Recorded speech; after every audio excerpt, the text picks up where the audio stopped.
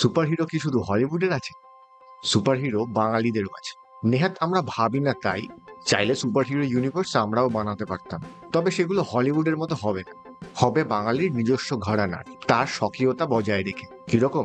আসুন আজ 5জন এরম সুপারহিরোর কথা বলি যাদের নিয়ে বাঙালি অ্যাভেঞ্জার্স এর মতো একটা টিম বানাতে পারে। সবার আগে মাথা দিয়ে শুরু করা যাক।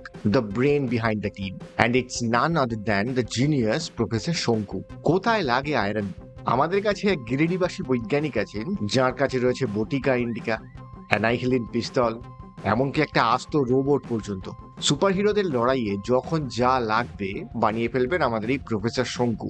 এরপর the muscle of the team, আমাদের নিজস্ব হাল্ক, যার গায়ে বন্দুকের গুলি বাউন্স করে ফিরে যায়, যাকে দেখলে অপরাধীরা ভয় কাঁপে, যিনি দেশ ও দশের উপকারে সদা প্রস্তুত।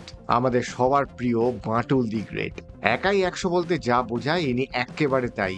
এর পরের জন সামান্য মানুষ নন, তিনি ন্যাচারাল প্রবলেমস নয় বরং সুপার ন্যাচারাল প্রবলেমস নিয়ে বেশি মাথা ঘামান। অ্যাভেঞ্জার্স এর কাছে ডক্টর স্ট্রেঞ্জ থাকলে আমাদের কাছে আছেন ইনি, তারানাথ তান্ত্রিক। সাধারণ চোখে যা ঠাউর হয় না, সেই সমস্ত বিপদের হাত থেকে আমাদের বাঁচাতে ইনি সদা প্রস্তুত।